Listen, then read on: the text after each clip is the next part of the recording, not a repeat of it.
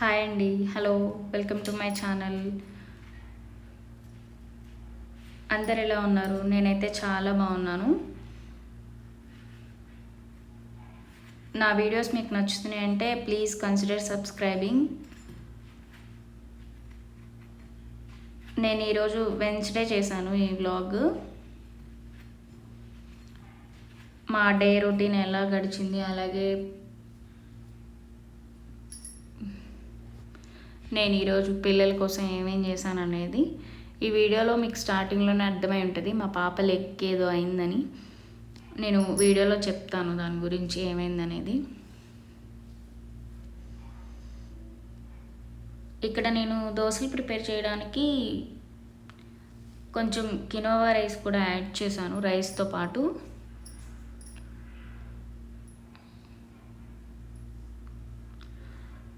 అవి ముందు రోజే నానబెట్టేసుకొని బ్యాటర్ రెడీ చేసేసుకుని పెట్టేసుకున్నాను. మార్నింగ్కి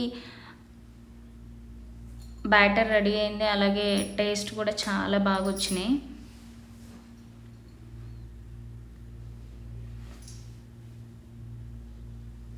అసలు మా పాప కాలికి ఏమైందంటే అండి, నేను కిచెన్లో వర్క్ చేసుకుంటున్నాను, పిల్లలేమో బెడ్రూమ్లో ఆడుకుంటున్నారు. అక్కడ బెడ్రూమ్లో ఎక్కడో కొంచెం వాటర్ పడినట్టు ఉన్నాయి. నా దగ్గరికి రావడానికని పెద్ద పాప వస్తుంటే కొంచెమే ఉన్నాయి వాటర్ కూడా. అక్కడ ఆ వాటర్ మీద కాలేసిందంట, స్కిడ్ అయ్యి వెళ్ళి డైరెక్ట్గా గోడకి గుద్దుకుంది. ఇంకా కాలి చిటికెన వేలు ఉంటుంది కదా, అది కంప్లీట్గా పక్కకి వెళ్ళిపోయింది. స్ట్రైట్గా ఉండాల్సిన వేలు పక్కకి వెళ్ళిపోయింది. ఇంకా నాకు అర్థమైపోయింది అప్పుడే, ఏదో బోను లెగ్ ఫింగర్లో ఏదో బోన్ ఫ్రాక్చర్ అయిపోయిందని. ఎందుకంటే అది ఇట్లా కదులుతుంది, ఆ పాప కదిలించకుండానే అది ఊగుతుంది వేలు లైట్గా. స్వెల్లింగ్ కూడా వచ్చేసింది. ఇంకా వాళ్ళ డాడీ అయితే అప్పుడే ఆఫీస్ నుంచి బయలుదేరారంట. ఇంకా పాప బాగా ఏడుస్తుంది, తట్టుకోలేరు కదా, మనమే పెద్దోళ్ళమే ఏదైనా చిన్న దెబ్బ తగిలితే తట్టుకోలేము. అది ఫ్రాక్చర్ అయ్యేసరికి గట్టిగా ఏడుస్తూనే ఉండింది. ఇంకా వాళ్ళ డాడీ వచ్చేవరకు ఎట్లా గట్లా దగ్గర పెట్టుకుని కూర్చున్నాను. ఆయన రాగానే హాస్పిటల్కి తీసుకెళ్తే వాళ్ళు ఎక్స్రే చేసి కన్ఫర్మ్ చేశారు ఫ్రాక్చర్ అయింది అని చెప్పి కట్టేసేసారు. ఇంకా కట్టేసే టైంలో కూడా నేనైతే వెళ్ళలేదండి హాస్పిటల్కి, చిన్న పాప ఉంది కదా, మళ్ళీ ఇద్దరిని మేనేజ్ చేయడం కష్టం అని చెప్పి ఆయన ఇంటి దగ్గరే ఉంటుంది హాస్పిటల్ కూడా. చాలా ఇబ్బంది పడిందంట, గట్టిగా అరిచిందంట. వాళ్ళు ఫస్ట్ వేలు పక్కకి వెళ్ళింది కదా, దాన్ని స్ట్రైట్గా లాగి కట్టేశారంట.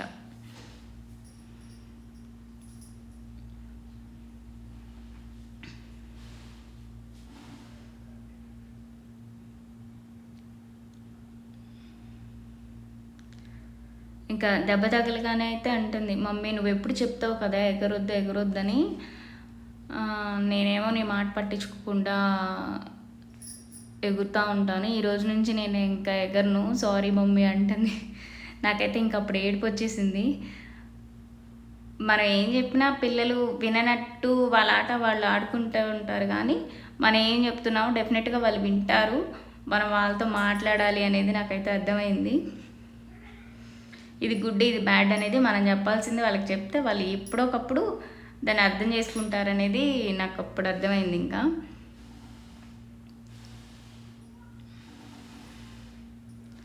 ఇంకా పిల్లలకి మార్నింగ్ బ్రేక్ఫాస్ట్ రెడీ చేసి ఇచ్చేసాను. నాకైతే 2 days అసలు ఏం తెలియలేదు, కుదరలేదు కూడా. తన దగ్గర కూర్చొని తను చూసుకోవడమే సరిపోయింది. ఒక 2 days అయితే కంప్లీట్గా పెయిన్ ఉండింది తనకి. ఇంకా ఈరోజు అది మండే జరిగింది, నేను ఈరోజు వెన్స్డే చేస్తున్నాను బ్లాగ్. ఈరోజు కొంచెం నాకు ఫ్రీ టైం దొరికింది, తను ఎలా చూసుకున్నాను, యూట్యూబ్ చేస్తున్నా కదా, దీంట్లో కూడా షేర్ చేసుకోవాలనిపించింది పాపకి ఇలా అయిందని చెప్పి.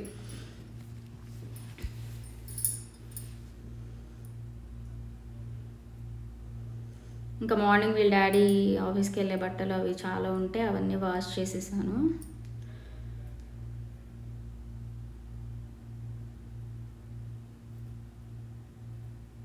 ఇంకా ఆ రోజు మటన్ తీసుకొచ్చాము, మటన్ ఫ్రై చేశాను.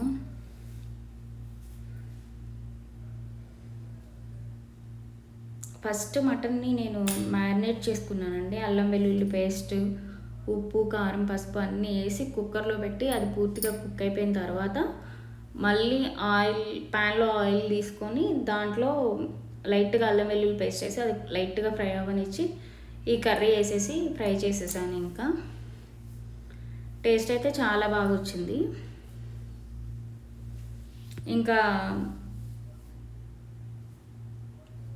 పప్పుచారు కూడా చేశాను, అదైతే వీడియో తీయలేదు. ఈవినింగ్ అప్పుడు పాపకి కొన్ని ఫ్రూట్స్ కట్ చేసి ఇచ్చేసాను. ఎప్పుడైనా మా పాప ఫ్రూట్స్ ఇస్తే తిననని చెప్పదండి, ఎందుకంటే 1 year నుంచి నేను పాపకి ఫ్రూట్స్ పెట్టడం అలవాటు చేశాను.